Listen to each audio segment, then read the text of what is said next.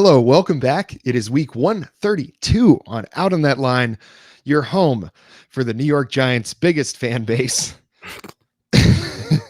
Just had to acknowledge that it's been a terrible season. I'm here with my co-host Alex. My name is Jeff. Alex, how you doing this week? Jeff, I see two handsome young boys with fresh new haircuts who are here to tackle a brand new album by one of their favorites. I think this is going to be a great one, Jeff. But first, checking in with you here. How are you doing? I'm doing very, very well. We are going to talk about that album, and I think it's going to be an interesting conversation. We're obviously referring to Chris Stapleton, the new album, Higher. We'll talk about that a little later because there is something a lot more serious that's gone on. So gave you a little heads up before the show, but I'm just going to say, folks, trigger warning. Certainly, if you've experienced any sort of abuse or things like that, just know that that's sort of what we're going to be discussing here. So just know that ahead of time. Trigger warning. So P. Diddy, Sean Combs is his real name, has been accused by Cassie, the R&B singer and maybe just general pop singer, not sure exactly what genre, but from I think kind of the mid 2000s is about when she was known. So people of our age and probably a bit older and maybe a little bit younger are going to know who she is. Well, she was dating or married to Sean Combs for quite a while, number of years, I think. And over that time span, she was subjected to, allegedly, this is all allegedly, but she has filed a report saying she was subjected to abuse of sexual nature, of a physical nature, of a mental nature, just all around, just kind of forced to do a lot of things that were really no human obviously should ever have to go through. And now that she's speaking up, it's tough because he does like carry a lot of weight in the industry. He basically controls careers like he did to her, I think. I don't know if this was mentioned anywhere, but kind of, she was good. I remember the songs that she came out with being very good. And I think he kind of didn't let her get that big, I suppose.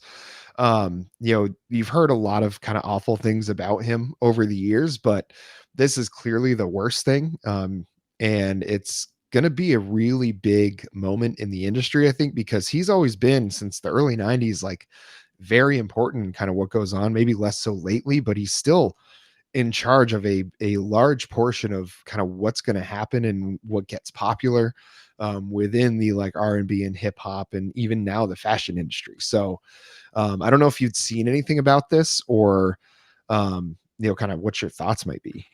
Yeah, no, I hadn't seen or heard anything about this. And it's pretty crazy, like you said, because of everything that's wrapped up in it. It's pretty crazy to think about what the fallout of that looks like and who could he take down with him? You know what I mean? Mhm. Like he's someone, and I'm not trying to be funny, but he's always been kind of baby faced because he's always contrasted with Suge Knight, and Suge Knight Mhm. is like an insane asshole. And I think somewhere out of there became this narrative of like, good for him, the entrepreneur who like came out on top in the end.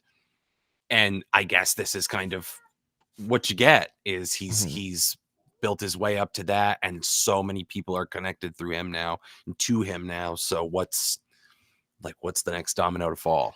Yeah, and I don't know. I mean, obviously, I think this was a police report, so clearly there's going to be criminal charges or at least a civil suit or this was not done for nothing. I don't think the end goal was just to like put this out there. I think there are truly some consequences that he deserves clearly if these things are true, but that people are actually going to try to obtain. And I think if any one of the things that you can read, I read through an article on the Guardian. You can probably see it a lot of places, and facts are facts, I guess. So you should see hopefully similar information a lot of places, but the Guardian article was the one I read, and it was pretty in depth. And again, if you read that article, trigger warning, because they do describe what happened and what she was subjected to during that time. And this coupled with like other things that you've kind of always heard about Sean Combs, about, he's always been known as being very angry. Suge Knight just, I guess, was that bad that people didn't see that in Puff Daddy back in that time. became P Diddy, or became Diddy then P Diddy, or vice versa. I'm not sure which way he went with that, but it doesn't surprise me. These things, it's obviously horrifying. Um, but I've never really thought him to be a good person, I guess. So when something like this happens, obviously you never assume or expect anybody of being capable of this sort of thing, but it just kind of goes to show like how easy it is for people in power like he was to really get away with that. Because if that started back then, I mean, this is almost 20 years later. I don't know exactly when she was around or when they got together, but I mean, this was a while ago. This was, I remember, around high school time, maybe early college for me. So it had to have been in the mid 2000s. So like this has been a long time coming if these things are true. Um, and he kind of deserves as severe of punishment as he receives on this. And there was something that I mentioned to you that I was going to wait to tell you about on the show because it's just wild about this whole situation. So in this report, or some, maybe another source, I'm not sure if this was all included in the same report. Um, there was a point where he threatened or joked or said something about blowing up somebody's car, like a rival, because they spoke to her or they were dating his ex or something like that. Something to do with a woman he was involved with. I can't remember if it was Cassie or somebody else. But very around that time, Kid Cudi's car got blown up. And they were always known to like not get along that well, I guess, during that time. It's not something I heard about back then, but obviously in retrospect, people are kind of connecting some dots. And I mean, if you're, in addition to what he did to Cassie, to be capable of like blowing up somebody's car, I mean, what else? Like there's questions about him ordering murders, not just with Tupac, like that was an accusation, but other folks as well that are not like well known like them. So I mean, I don't know if this is clearly, I think he's done after this as far as being able to have the kind of sway and power in the industry, but this may very well result, who knows what else is going to come out about things that he's done, and what possibly the statute of limitations might apply, and what he might still be able to be charged with. And I think it's going to be really interesting to see what happens to him and kind of what happens to folks under him, because folks like this don't tend to act alone. Well, and that's the thing, was look at R. Kelly. The whole music industry kind of closed ranks and kept that all a secret for so long, and then it came out. And now you have another domino that's going to fall with Puff Daddy, P Diddy, whatever the fuck he is at this point. Sean Puffy Combs, I don't know. But it's, if these two things are coming out, what else is out there? Mm-hmm. And because like this chips away at the ability to keep these things secret. You can take down R. Kelly and Sean Combs, then like that's the pretty good start of kind of exposing Mm-hmm. whatever it is. Because people are always like Epstein, and it's like, yep, that's all, like, we understand that. But there are some people that are so blatant about it that they can publicly threaten to blow up a car and then blow up a car, and everyone just goes, Yeah. What the hell are you gonna do? Yeah. And I mean, apparently that happened a while ago. Like this was not recent. So I mean, it's not like any of this stuff happened recently. Like this has been, all of these things, again, allegedly, are a pattern for him. The things he was involved in, that shootout back in, I think, the late 90s or maybe the early 2000s when he was dating J-Lo. I mean, it's just insane the things that he's been like in the orbit of and never really had anything stick to him. And finally, and thank God that she had the guts to do it. If somebody is doing these sort of things, they deserve the punishment. So I hope if this stuff is true that he gets it. Yeah, I think he's cooked. Yeah. Mm-hmm. Yeah, for sure. Well, what do you say we talk a little bit about this new album by Mr. Chris Stapleton? I'm into it, Jeff. I'm bullish. I'm bullish on the prospect. Well, this so Chris Stapleton historically has been a darling of the podcast. Traveler is a phenomenal album. The Room, both volumes, fantastic. I've really, really enjoyed most everything he's come out with since I mean, I think a lot of folks can remember the first time they heard Tennessee Whiskey, and you just heard this voice in country music that was just different. You know, it was a lot more bluesy than anything else you'd really hear on the radio. And then he kind of kept building on that sound. So he'd have his more rock songs, you know, his Southern rock kind of thing you hear from like Blackberry Smoke or somebody like that. And then he'd have his ballads, you know, and then just kind of his straight up just country Western songs. He always kind of very much varied the types of sounds and songs and kind of the mixture of those on each of the albums.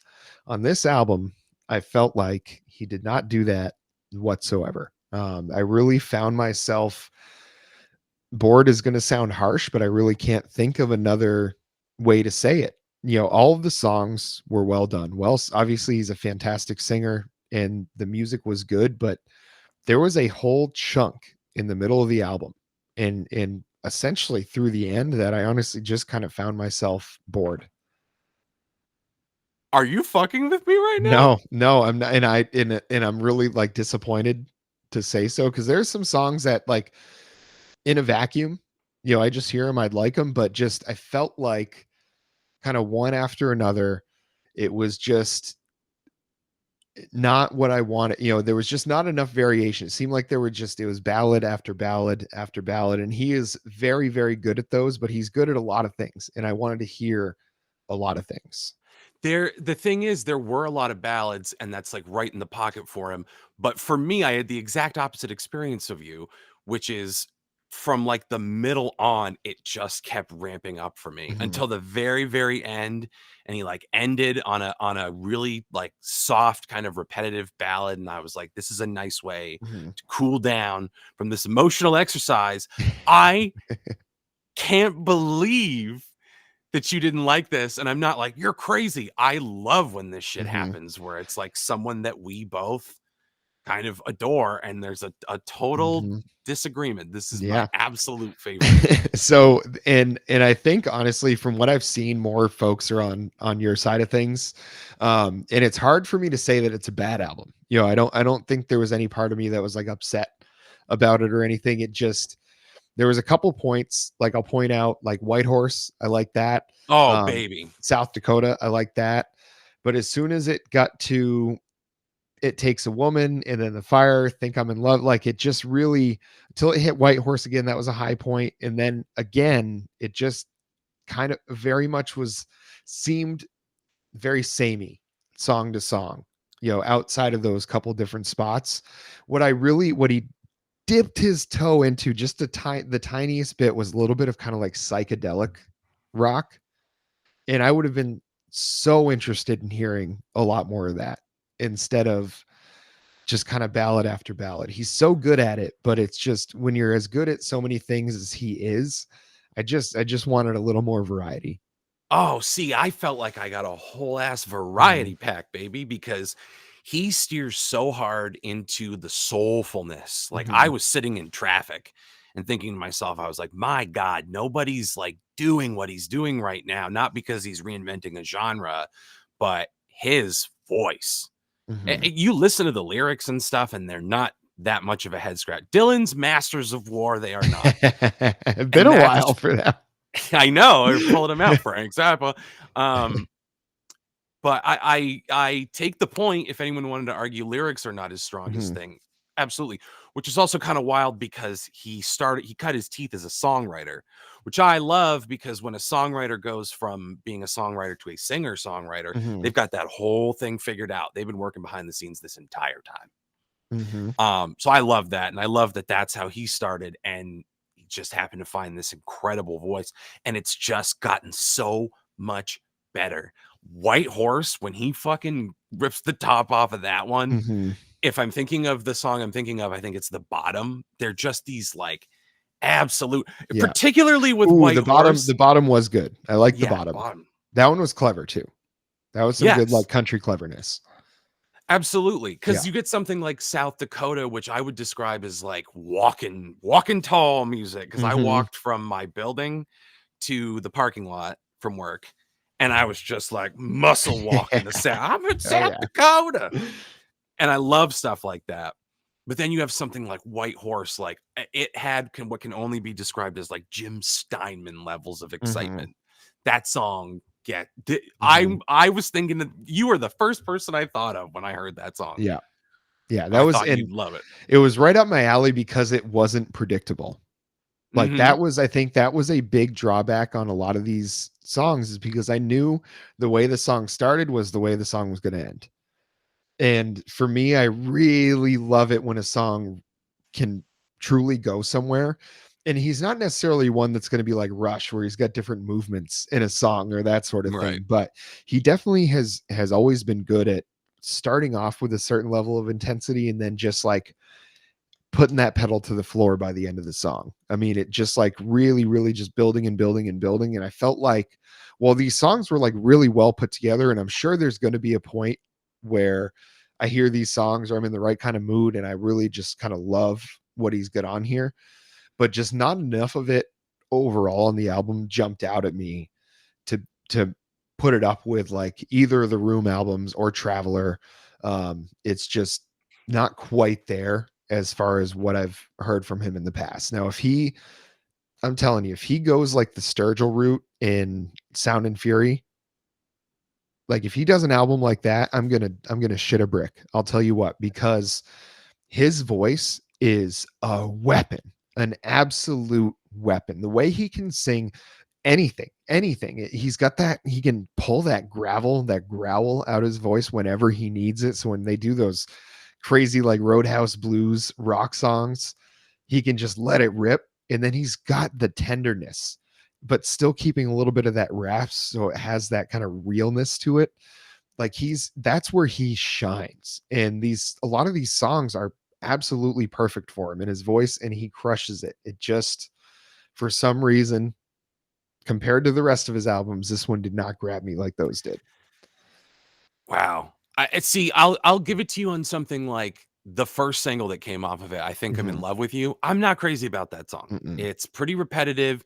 He doesn't really reach another gear Mhm. with what he's doing vocally or even with like the way that the song is constructed. So I will put it to you. I will agree with the sentiment that something like that didn't come off all the way, which is why Mhm. leading with a single, I thought I would have the reaction you're having. Because I remember I think I was like middle positive on Mhm. Starting Over Mhm. when we did that one a couple years ago. There's just nothing really memorable off that except for the horrendously sad dog song. Yeah. Run, Maggie, run. I'm like, get the fuck Yeah, out of my face that with that was shit. I'm getting flashbacks to talking about that on the episode. That was a bummer of a That was song.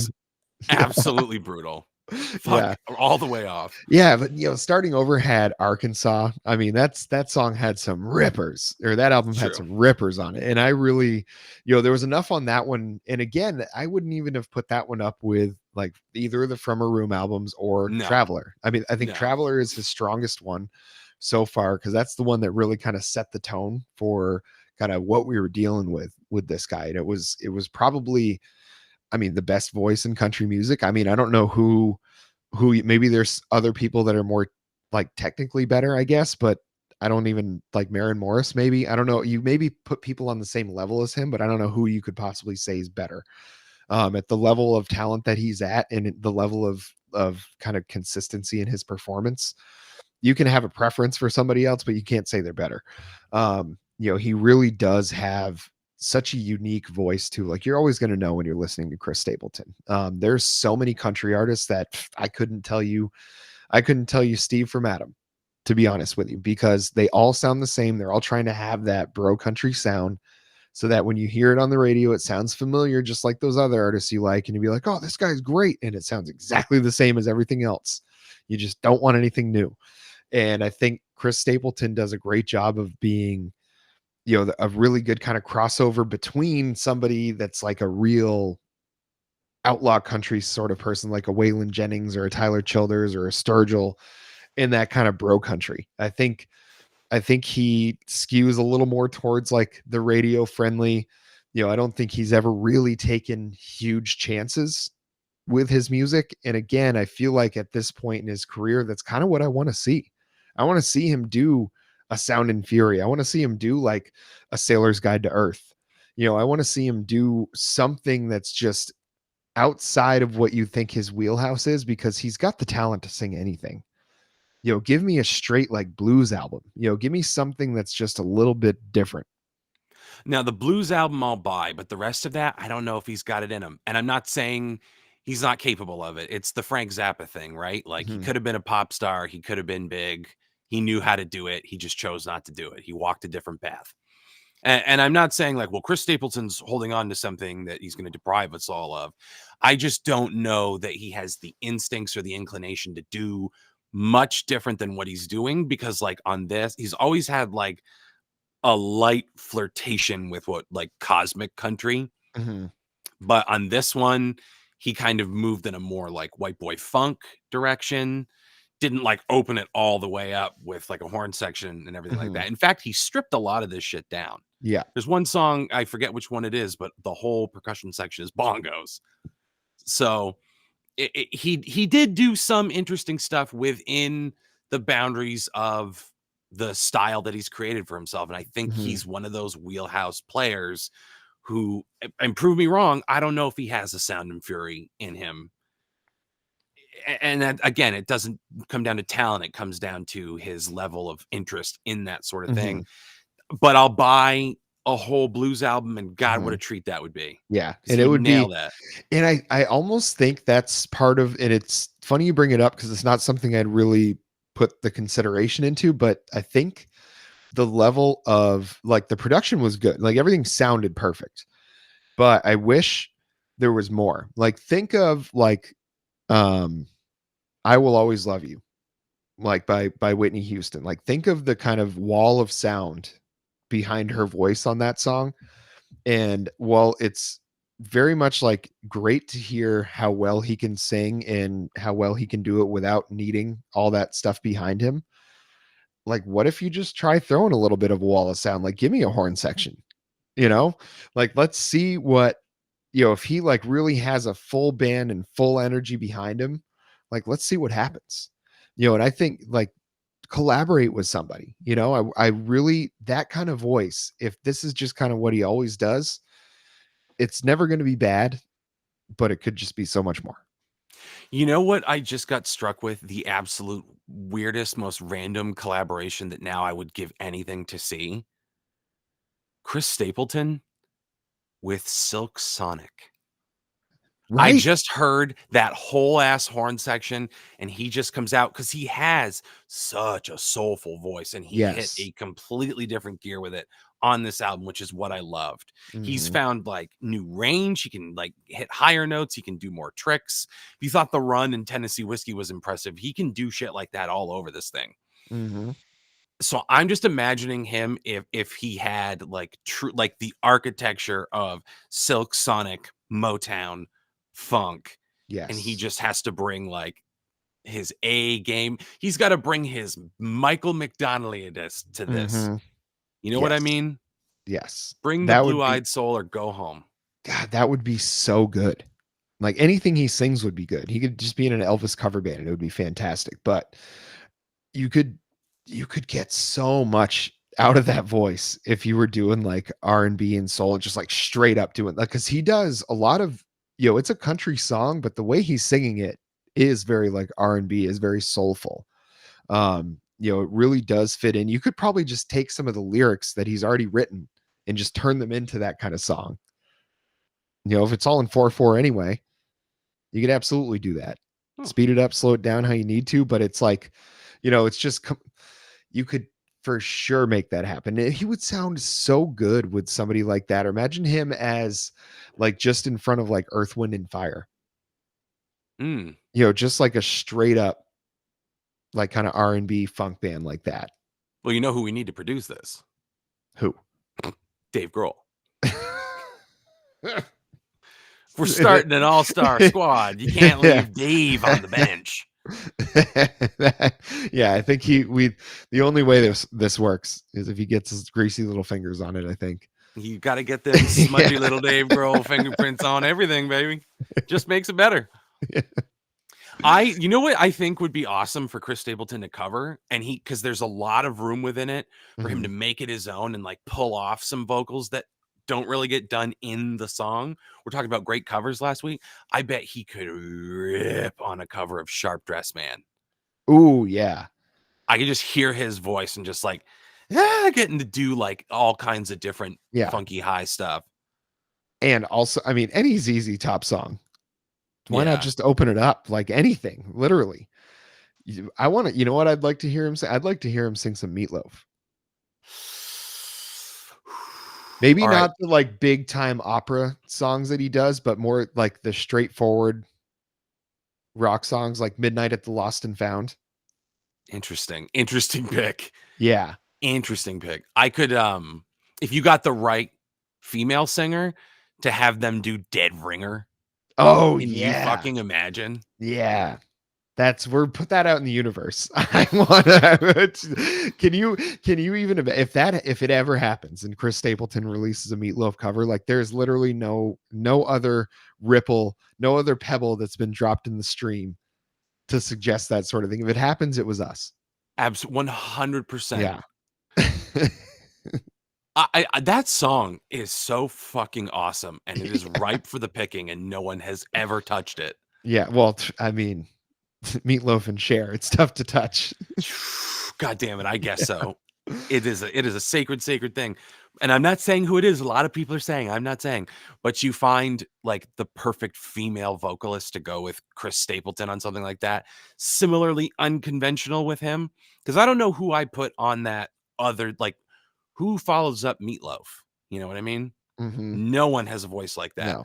But if you go in a similar, same, but different type direction with Chris Stapleton, Hmm. baby, you got yourself a stew. Hmm. What if you do somebody like Jennifer Hudson as the Mm. yeah.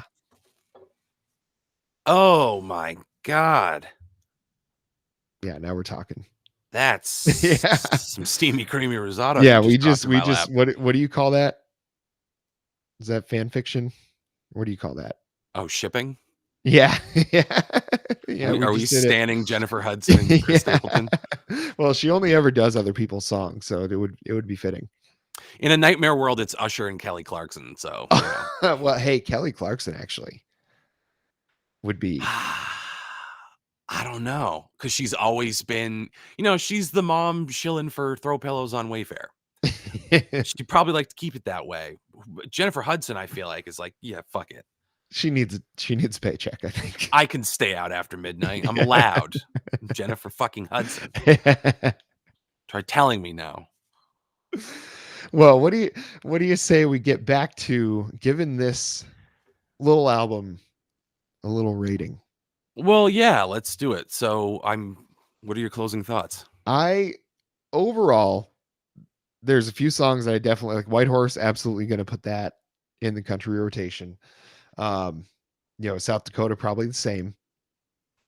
But I'm just going to say stream it on this one. I'm not going to say buy it. And if you're already like I know people are excited about this album, and if this is the kind of thing you like, this album is going to be fantastic for you.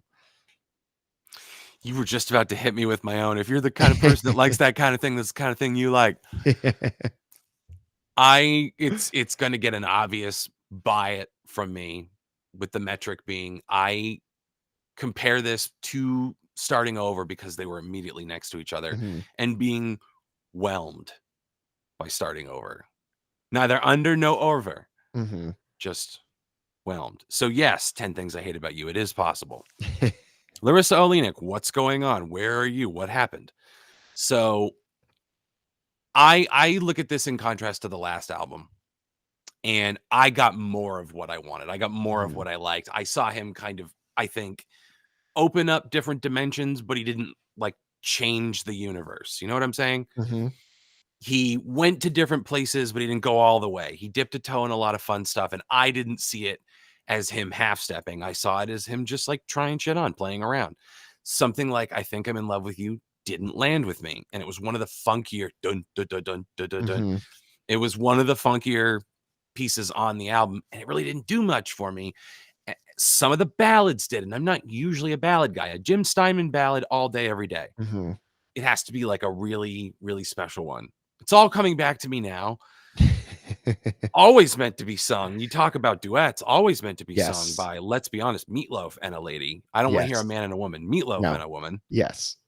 Um, I'm not a huge ballad guy. It's got to be a great one. And Chris Stapleton, I think, turned in a lot of, as faint and damning praise as it sounds, serviceable ballads on this Mhm. that I liked. They were a nice little kind of side quest from the rippers that are all over this thing. White Horse alone, Mhm. worth the price of admission.